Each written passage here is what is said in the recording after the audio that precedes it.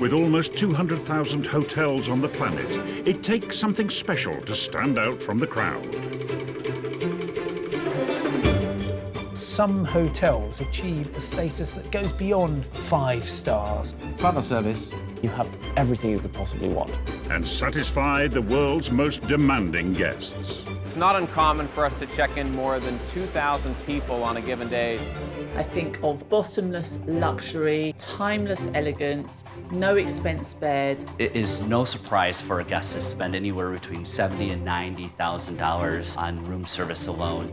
Today, we're checking in to a Hollywood legend. You almost feel like you're on a movie set. With a past as star-studded as the silver screen. Everyone in the Hollywood industry has had a moment here. It's been the place to see and be seen. This is where Clark Gable walked. This is where Marilyn Monroe walked. This is where stars of today walk. More deals went down in that room than you could possibly imagine. Where the customer is king. 2 bottles of vodka would be delivered with breakfast, and 2 bottles of vodka would be delivered lunch. Sounds like a fun couple. It's one of the leading lights of the hospitality trade. It will always be one of the greatest hotels in the world.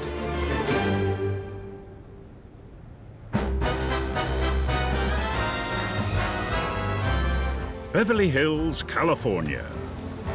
Home to the Hollywood elite and one of the most famous suburbs in the world. Rising above Sunset Boulevard, this celebrity playground is a byword for luxury and glamour. Here and across LA are renowned hotels like the mysterious Chateau Marmont, L'Hermitage, and the Beverly Wilshire. But there is one place, the original, that's been the star of the neighborhood for over 100 years. When you think of the Beverly Hills Hotel, you think of Hollywood glamour. Pink cocktails, banana leaves, the Oscars, people in long dresses and chiffon, and that all works rather nicely.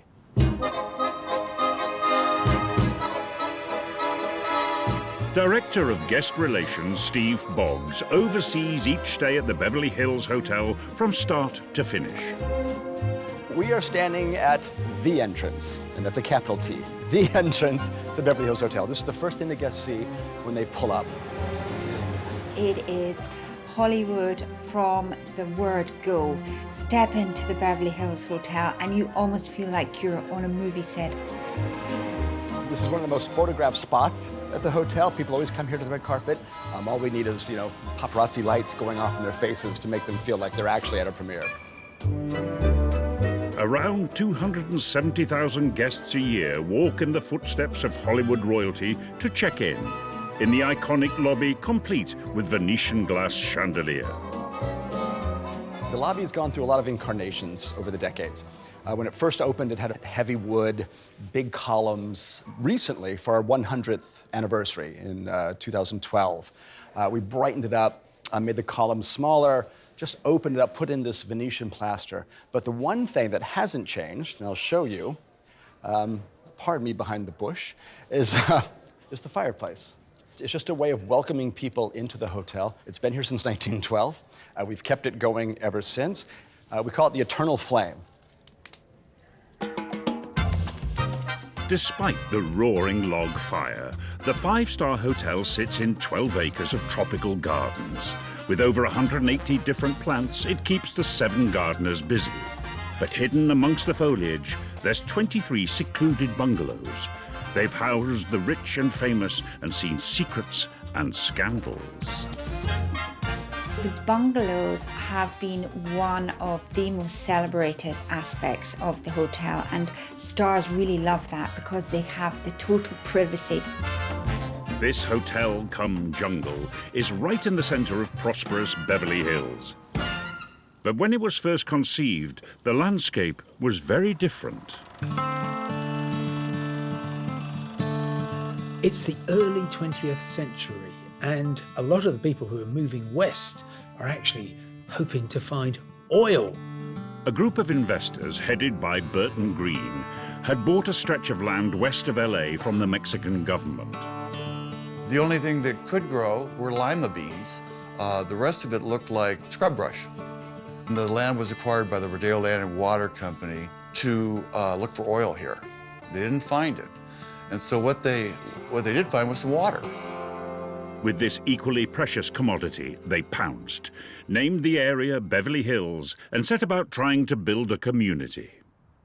At the time, Los Angeles ended about 7 miles east of us, and there was no reason to come out here. So these investors said, if we want people to buy these homes that we're selling, we need to give them a reason to be in Beverly Hills. They needed an attraction for their new town, and a Pied Piper to draw the crowds. Margaret Anderson was my great-grandmother, and she owned the Hollywood Hotel, which was the biggest hotel in Hollywood. Started off with a 26-room in 1904, and eventually built it out to 250 rooms. And she was approached by the Rodeo Land and Water Company to come to Beverly Hills and build her dream hotel. Costing $500,000, in May of 1912, the hotel opened, causing an instant splash. What we're looking at here is a copy of the original opening invitation, and this is an actual picture of the party held at the Beverly Hills Hotel for the opening. And trust me, anybody who was anybody in Los Angeles at that time was in this room. This is the beginning of it all. Beverly Hills Hotel turned out to be in the right place at exactly the right time. Hollywood was just beginning, and the stars who were looking for places to live, well, they needed somewhere to stay. And so the producers, the actors, everybody gravitated towards the Beverly Hills Hotel. The hotel flourished, even surviving Prohibition. And in the mid-1930s, after it ended, they opened a cocktail lounge. It quickly became a favorite haunt of the polo-playing elite. In some cases, they tied their horses up front. Come here, thankfully, there was no, DWIs for riding horses intoxicated. And the owner of the hotel at the time, Hernando Courtright, after a while, he actually just went ahead and named the restaurant the Polo Lounge. The Polo Lounge became and remains the place for stars to meet and movie moguls to cut a deal. Please, come with me, please show you. Polo Lounge director Pepe de Anda has worked at the hotel for 33 years. In this area, this is the alcove, and it's very famous for the booths. The Polo Lounge is the best restaurant to go to in all of Beverly Hills. A lot of celebrities have favorite booths. Booth number 8 was the favorite of Elizabeth Taylor. Sharon Stone is a favorite booth. Harrison Ford, Charlton Heston, and one of our famous actors from London, Richard Harris. You don't know who's going to be walking to the Polo Lounge door.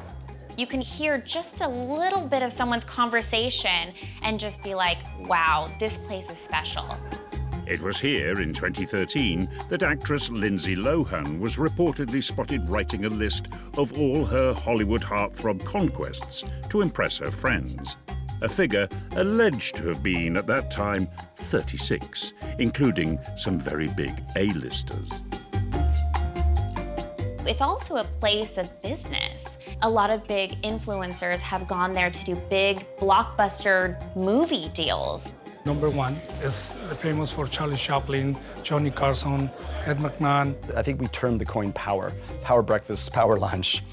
People come here to ink deals. Table number 3 was the favorite booth of Frank Sinatra. Everyone in the Hollywood industry at some point has had a moment here where they met the person that hired them for their next job. I think probably more deals went down in that room than you could possibly imagine. We jokingly say that if those walls could talk, we'd have to have them killed. To be around all this glamour with celebrities, music, is the best job in the world. And some of the dishes at the Polo Lounge are as famous as the stars that munch them. You can't have 5-star property without 5-star world-class food, so it has to match. Executive chef Michael Santoro has an army of 63 kitchen staff to make sure that every whim is catered for. Their signature dish is named after the polo player Neil McCarthy. It might not be caviar and lobster, but it's been a hotel staple for decades. So here we have the McCarthy Salad, which is the #1 selling dish at this property since probably 1950, late 1950s. So this is just a romaine lettuce that's been very finely chopped. We have a tomato concasse.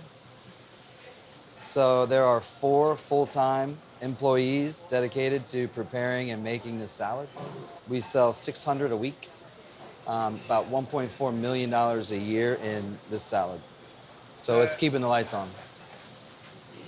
This could never come off the menu. If this was ever taken off, I think there would probably be pitchforks and they would storm the castle, pretty quickly. Diced chicken that's been grilled, cheddar cheese that's been diced as well, and then we have an avocado. So if you're coming to the Polo Lounge, you're gonna spend some money, you're gonna valet, you're gonna do the whole 9 yards, you're gonna have the signature dish, which is a McCarthy, and it's pretty much your meal. The $43 salad is allegedly a favorite of Kim Kardashian's, and actress Joan Collins is said to like hers in a half portion with extra avocado. A lot of people visit nowadays, from Nicole Kidman, Leonardo DiCaprio, Russell Crowe. It's a very popular place. It's the only place in the world I could ever order a hamburger. But don't tell anyone. Coming up, a trailblazing makeover. Your black peers cannot afford to hire you, and white people won't hire you. And the cost of luxury. It is $25,000 a night, and some people take it because it's the most expensive suite.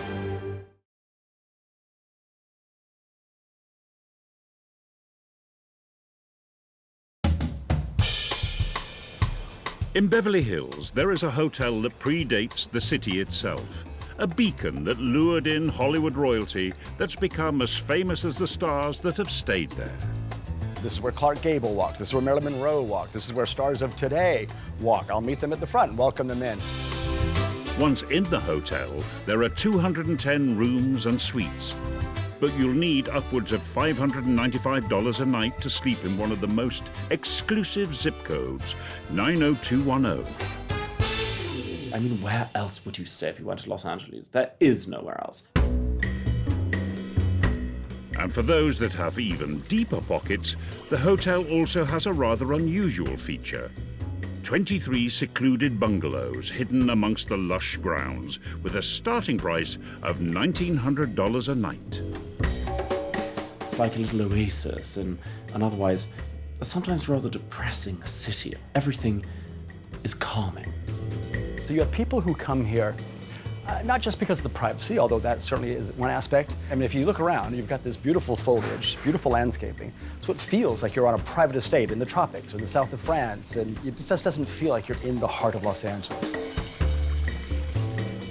And, as if these weren't enough, in 2011 they turned 2 underused tennis courts into 2 presidential bungalows that are now the most popular and the most expensive rooms in the hotel.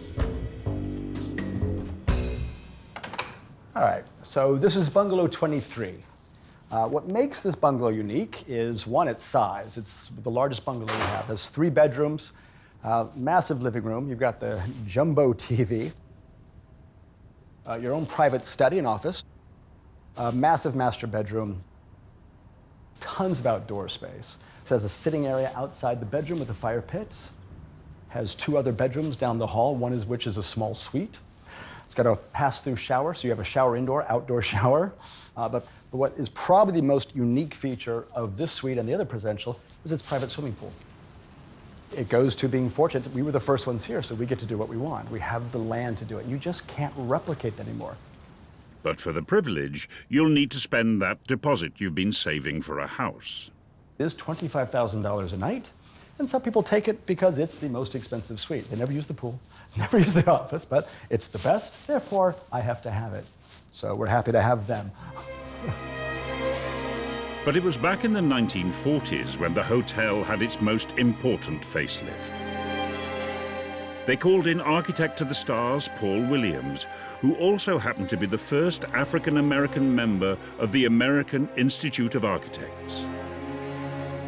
Despite teachers, counselors telling him, there's no place for a black architect. Your black peers and family cannot afford to hire you, and white people won't hire you.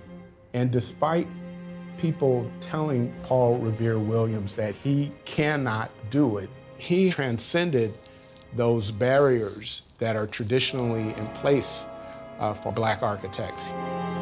He would turn the traditional hotel into a world-famous style icon. Paul Williams is known, he's a fresh designer, there's buzz about him. And so the hotel owner reaches out to Paul Williams and meets with him. Paul Williams puts together a great team, and they go about the task of reimagining the Beverly Hills Hotel. And he felt, since we're on Sunset Boulevard, since we have this gorgeous California sky, that the hotel should blend in with the colors of the sunset, California sunset. So that's why he painted it pink. It's down to this Paul Williams pink that the hotel has been given its affectionate nickname. You would think, well, how much pink can you use? And he used enough pink to where it became known as the Pink Palace. However, he used it in a very strategic and tactful way, which you felt very appropriate. It emotes something that makes you feel at ease. The color is actually branded and copyrighted to us. It has a very specific number. Don't ask me what it is, I have no idea. I just know that it's ours, and that if I wanted to paint my house this way, I'd have to get permission from somebody. And it wasn't just a lick of paint. The architect created many elements of what makes the Pink Palace what it is today. He's the one that built what we call the crescent wing, where it says the Beverly Hills. That's actually his handwriting. So he built that, he put in the coffee shop. He really designed the hotel to what it's known for today. You can tell Paul Williams' touch is Hollywood style, that it's grand, but yet restrained. So it's palm leaves, the green stripes, and then the Beverly Hills Hotel script. That all comes from Paul Williams' like Beaux-Arts kind of style, but at the same time expanding it to a Hollywood kind of grandiosity. You put it all together, and it's architectural.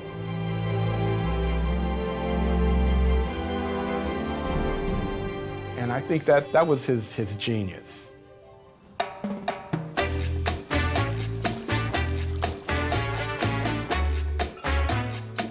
It wasn't just the exterior to get a makeover. The interior got a leafy facelift that is now synonymous with the hotel. Probably the most iconic feature, maybe second to the actual design of the building itself, is our wallpaper. It's actually called Martinique. You will see it when you're walking down the halls to the suites. You'll see it in the corridors. You'll see it in the fountain coffee room. It's everywhere, and it consistently reminds you of the pure sophistication that the hotel has. You see this banana leaf print now on skirts and clothing. You see in our gift shop, we have tennis shoes specifically made with the banana leaf print. And this tropical motif is something the hotel has quite a lot of. We got 5.5 miles of it all over the hotel. Frequently, I'll see women standing up against the wall, blending in while someone takes their photo. If the hotel were to replace all the wallpaper, it would set them back over $2 million.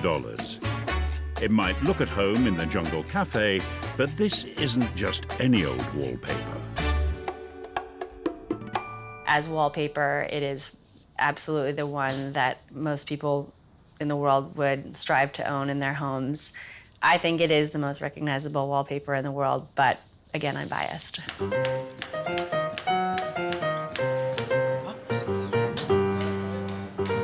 C.W. Stockwell, the company that created this now world-famous design, have been hand printing it using traditional methods since 1942. Martinique is a 6-screen print, which means that there's 6 different individual colors and 6 different screens that are required to make the motifs and to allow the sort of layers of color. So the first screen that gets laid down is the deepest of the burgundy shades, and you can see there's just this much purple, but it's exactly what you need to add that depth and richness to Martinique. And then we move on to the second screen, which is the deepest of the 3 greens that are involved. And so then they'll come back with 2 more shades of green, the shade of the mustard yellow, and the black as well. So it's quite a labor of love to get the depth of color as you're seeing here. Es mejor que el último, no? Much better, right? Yeah, it's really strong. I think that the team here, I love that it's from the Beverly Hills Hotel. They all know that.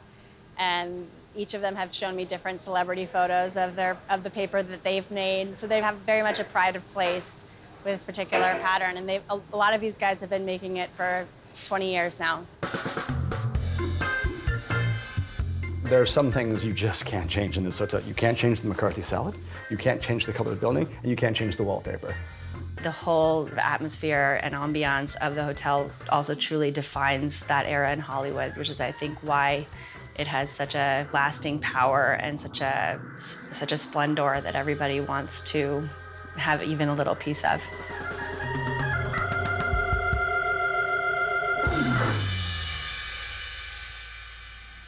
So, by the end of the 1940s, the hotel's metamorphosis was complete. It's hard to even say that it was the same building after Paul Williams got through with it. Even today, you look at it and you want to go in. You want to interact with this building because you know it offers something special. It just has its curves, it has its coffered ceilings. You feel Paul Williams everywhere. Every part of the hotel has his hand on it. And that's what's special about the transformation. And one of Paul Williams' suites in particular has been kept in the same retro style since it was built in 1948. But don't worry, they have changed the sheets. So this is my most favorite suite in the hotel. It's not the biggest, doesn't have its own swimming pool, but it has the most history of all the suites. This is one of our more popular suites amongst people because they get it. It was designed by Paul Williams, so when he redid the hotel, he redid all the rooms. This suite we've kept as something like dipped in amber. If you were here in 1948, you would see exactly the same. This also was Prince's favorite suite. He would come in here and he would sit down at this piano and he would play music. He'd listen to music until the wee hours of the morning. We used to have to black out all the windows so that he could sleep during the day, and then he'd wake up and start over again. I heard Prince was trying to serenade a girl from the garden, and somebody yelled out the window for him to knock it off. You know, I mean, there's some, mystique going on here. The hotel is entrenched in modern popular culture.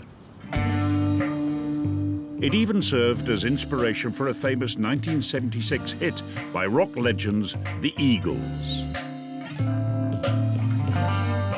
Yeah, the Eagles loved the Beverly Hills Hotel, and they actually wrote a song about the hotel called Hotel California. And the album cover as well was the exterior of the hotel.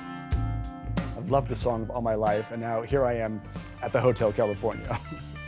And I'll turn it on full blast as I pull in, so the valet attendants, when they get my car, they'll hear it playing, and I'm going, yeah. Coming up, how a swimming pool became a hotspot for the Hollywood elite. It's elegant, it's timeless, and you know that whenever you go, you will always bump into friends. And how the hotel became the star's favorite hideaway. For 107 years, we have been keeping people's privacy. It's something that we're very proud of that we do today.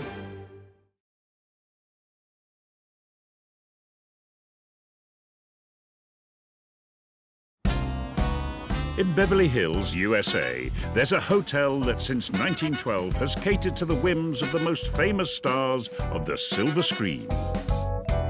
When Sidney Poitier won his Oscar for Lilies in the Field back in the 60s, he was so excited, he came out of the Polo Lounge, took off his shoes, and danced through the lobby, down the red carpet, waving his Oscar. And since its 1940s makeover, the hotel has barely changed. Every brand strives to think about that very delicate balance between embracing the past and really honoring it. They really have had to stay true to how it was originally because that's how people want it to be when they get there. A decade before the Beverly Hills Hotel's big refurb, they would add a watery attraction that proved a splash with the movers and shakers. Pool was put in about the 30s. When they first built it, they had a sand and pool theme. It was supposed to be like a beach. The cabanas were built at about the same time. Then they changed again in the 40s. They took out the sand. They realized it was messing up the works in the pool. Since then, the swimming pool has been more than just a place to take a dip. The swimming pool at the Beverly Hills Hotel is obviously the place to be seen. It's elegant, it's timeless, and you know that whenever you go, you will always bump into friends. And that is one of the greatest joys of staying there. This is one of those things that can never be recreated here in Los Angeles. We're on 12 acres in the most expensive real estate in the world. You can't duplicate this. Every hotel that's built now, all the pools are up on the roof. So you can't duplicate the cabanas, you can't duplicate the space. But in Beverly Hills, even relaxing appears to be hard work. It's deceptively relaxed because actually everybody is standing into attention. You're either a massive film fan, you could be an entertainment journalist seeking out a story, or you could just be a superstar walking through waiting for your next break. So either way, you have to spend a lot of effort looking as relaxed as possible. Those that dreamt of stardom used the pool to launch their big break. We used to have a high dive. They called it the casting high dive because all these actors and actresses, starlets at the time, would always get up, walk very slowly to the high dive, slowly walk the length of it and do a perfect dive into the pool, hoping at some point someone would notice them. It's been said that former Olympic swimmer Johnny Weissmuller won his role as the legendary Tarzan after a movie producer saw him save someone from drowning in the hotel pool. But high-board heroics weren't the only way to get noticed. We had a paging system down here. And we used to have, it was a little person, and he'd wear the hat, and he'd walk around with a phone. And people would actually have themselves paged at the pool, like, you know, telephone call for Mr. Smith, telephone call for Mr. Smith, and he'd stand up very loudly, "I'm Mr. Smith," and they'd say, "Right away, sir," and they'd come over and he'd plug in the phone, and he'd sit there having a conversation with himself for a while. The paging tradition back in the day is equivalent to doing a hashtag on Instagram these days or tagging your location. It's a way to show people, I'm here, I'm at the Beverly Hills Hotel, I'm poolside, I'm at the cabana, wherever you may be. It's a way to show that off. But some people are just much cooler at showing off than others. We've had a very famous shot with Faye Dunaway. She just won her Oscar in the 70s for Network. Her boyfriend at the time was Terry O'Neill, a very famous photographer, and he took these amazing glamour shots of her with her Oscar, early morning, with the newspaper spread around her, gazing lovingly at her Oscar. And what's interesting is, if you look, that picture has been copied several times. Other actors and directors recently who've won an Oscar have come down to the pool and recreated that shot of them with their Oscar, gazing lovingly at it at the Beverly Hills Hotel pool. Sometimes, though, a hotel stay is as much about not being seen. I think one of the main things that celebrities are protected from the door all the way through. There's an underground parking lot if they don't want to be seen. There's the main grand entrance, but there's security everywhere. For 107 years, we have been keeping people's privacy. We have been guarding their privacy, protecting their privacy. So it's something that we're very proud of that we do today. But some guests are harder than others to keep under the radar. The Beatles were at the Beverly Hills Hotel, and they had a little dip in the pool after hours. But we had to sneak them in. If you see over there past the bar in the cabana, there's a little side entrance, a little secret entrance. To get them in and out of the hotel, we bring them around the back and sneak them into the hotel that way. High flyers and celebrities have often favoured staying in the hidden bungalows, and 5 of these are now themed after their most well-known occupants. With their talent for keeping secrets, the hotel attracted one of the richest and most reclusive men in the world. Movie producer and business magnate Howard Hughes. He stayed at the hotel just a bit longer than your average guest. So Howard Hughes was with us off and on for 3 decades, 40s, 50s, and 60s, almost 30 years. He was in Bungalow 4 and Bungalow 3 predominantly, but he would take several other bungalows, one to house starlets, some of his staff, but mostly to throw people off, so people would never know which room he was in. He was one of our more odd guests. In fact, the only person that ever knew exactly which bungalow he was staying in was the executive chef. He famously loved the steak sandwich, and he had requested that the staff leave his steak sandwich in the crook of a tree. And that's where he would pick up his steak sandwich every day. And as quirky as it is, it's never too quirky for the hotel, and that's what makes it so special. But when it comes to Hollywood royalty, there's none bigger than a certain blonde bombshell. All right, so this is Bungalow 1. The most famous, legendary guest Bungalow 1 has seen was Marilyn Monroe. I think Marilyn loved the Beverly Hills Hotel because there she'd have her privacy and she didn't have to think about being Marilyn Monroe. She could just be herself. There's this amazing old black and white photo of Marilyn Monroe sitting on a bench, posing. And they actually have a bench just like that, sitting right in front. So if you wanted to recreate that photo and feel like Marilyn Monroe, you really could. And Bungalow 1A has now been redecorated, inspired by Marilyn Monroe. And it would set you back a mere $8,500 a night. We used a lot of her inspiration. So we used a lot of her colors, some of the fabrics that she liked, some of the designs that were popular during the 40s and 50s. And also, we've made it sort of a whole Marilyn Monroe experience. You know, that very famous line when she was being interviewed, "What do you wear to bed?" And she goes, "I wear Chanel No. 5. So we actually have a Chanel No. 5 bar. They have a menu that is Marilyn Monroe inspired. You can order the Marilyn Monroe sundae. So you can really just sit in this beautiful bungalow and feel this glamorous lifestyle that Marilyn Monroe felt.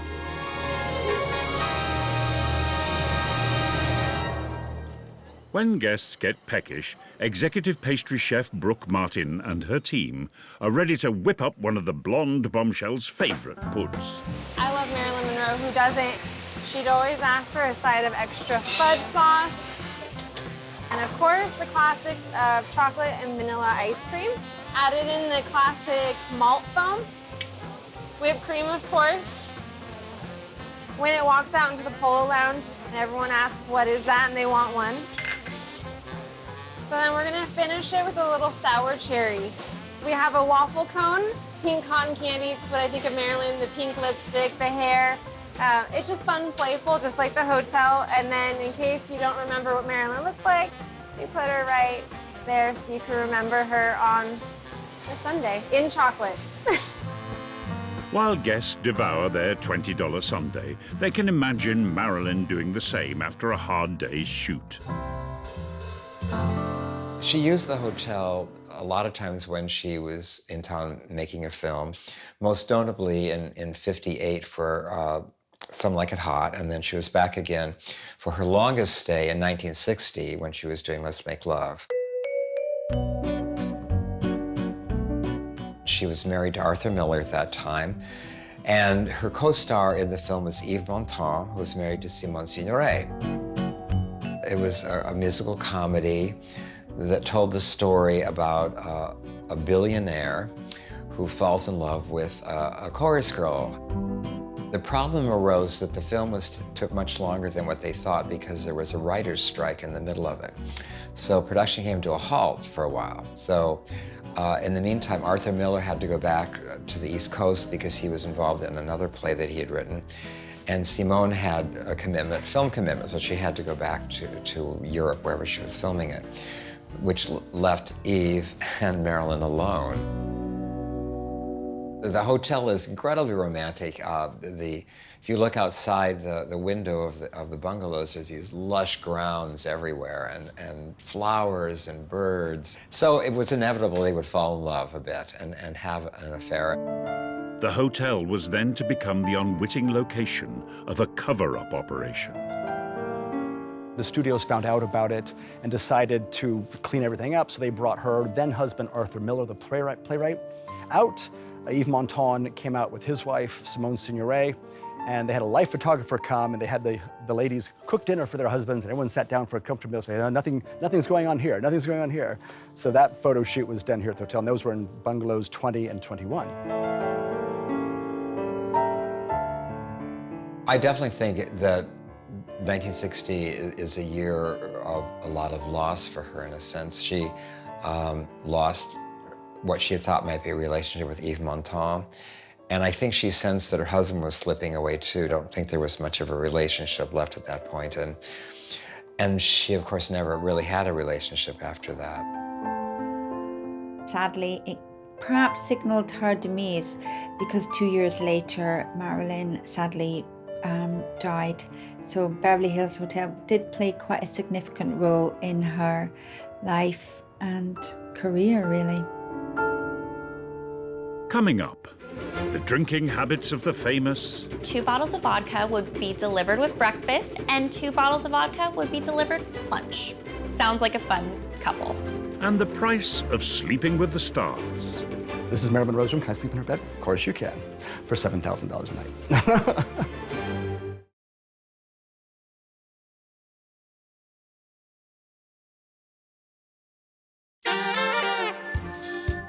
The Beverly Hills Hotel has been welcoming guests from around the world for over a century. It helped give birth to a city and is renowned as the playground of Hollywood movie stars. I actually went to the Beverly Hills Hotel when I was in LA to cover the Oscars, of course, and we spent a good half an hour standing around saying, "Don't you just want to bump into one person?" And then we heard a voice saying, "Hey, you guys, what are you doing?" And it turned out to be Chris Rock, and we thought, thank you, there is a God. The Beverly Hills Hotel for me symbolizes a bygone era where everyone was someone, and you still feel a bit of that when you go there. It's one of the few places in Los Angeles that really does feel like that. I suppose for many staying at the hotel, provenance is what they're looking for, and to stay in a bungalow or in a suite that was lived in by a great movie star of the Gilded Age of cinema is incredibly appealing. And one member of Hollywood royalty patronized the hotel more than most. I've been in the lobby and seen Elizabeth Taylor come in waving her arms and going, "Charge it, charge it." I mean, she was a fixture. The hotel clearly left an impression on the movie starlet. One of the bungalows is named after Liz Taylor. She loved the hotel, and she actually spent 6 of her 8 honeymoons at the hotel. That's how much she loved it. But just maybe the secret to a long and happy marriage lies in holding off on the booze. There's actually this tale that her and her husband, Richard Burton, had a delivery request where 2 bottles of vodka would be delivered with breakfast and 2 bottles of vodka would be delivered with lunch. Sounds like a fun couple. But this 210-room hotel is more than just a celebrity hotspot. With prices ranging from $595 to $25,000 a night, guests' expectations are high. My great-grandmother, Margaret, believed that giving your guests the best of everything, regardless of cost, was the only way to go about business. I suppose what they try to achieve at the Beverly Hills Hotel is to make everyone feel as though they've been 100 times. And if you haven't, you're embraced. That's something Americans do very well, but especially at the Beverly Hills Hotel, because the staff have been there forever. They're part of the furniture. Everyone is important to us. Doesn't matter if it's famous or a business person or tourist or anything, we treat everybody the same. That goes for the staff too, as over 40 of the 600-strong team have worked here for over 25 years. I think the secret to great service is for it to be seamless, for you not to have 6 waiters in front of you all the time, but for everything to happen without you even noticing, and that they get absolutely right. We will give you as much service as you can possibly want, or as little as you possibly want. We cater every single stay to the guests. We try to make it as individualized, as personal as possible. Before you arrive, the room is organized to your liking because they remember how you like the furniture. If you want your little desk by the window, you want your armchair here, everything is organized. They'll even change your mattress. People want to sleep in Frank Sinatra's bed. I don't care who you are. Women today want to sleep in Marilyn Monroe's bed. This is Marilyn Monroe's room. Can I sleep in her bed? Of course you can, for $7,000 a night. You might go to one hotel and it feels a little stuck up in LA. You might go to another hotel and it just feels like it's trying too hard. But the Beverly Hills Hotel has that perfect balance. And that's why celebrities will keep going back there, because it's authentic. And having hosted the Glitterati for 107 years, this hotel has itself featured in over 30 films and TV shows, from Beverly Hills Cop to Saving Mr. Banks. To have this jewel in the middle of this metropolis, to be able to have a hideaway in Beverly Hills, I think it's the finest hotel in the world. It's just such a big part of the city and such a big part of the community. I think people will be going there hundreds of years from now. As long as the Beverly Hills Hotel doesn't dilute its aesthetic, its service, everything that it provides, its core, and it stays true to itself, it will always be one of the greatest hotels in the world. And employee of 17 years, Stephen Boggs, takes that responsibility seriously. Every once in a while, I think to myself, oh my God, we're in charge of this. We're in charge of making sure this does stay relevant. And our goal, again, if we do our jobs correctly, is to make sure that those people coming in here now come back here 50 years from now, when maybe their careers aren't the same. And God willing, I'll be here to say, remember that time when you ran naked through the hallway with the, oh, that was a good time. I just finished my 8th picture. So if we do our jobs right, yes, we will be around for at least another 100 years.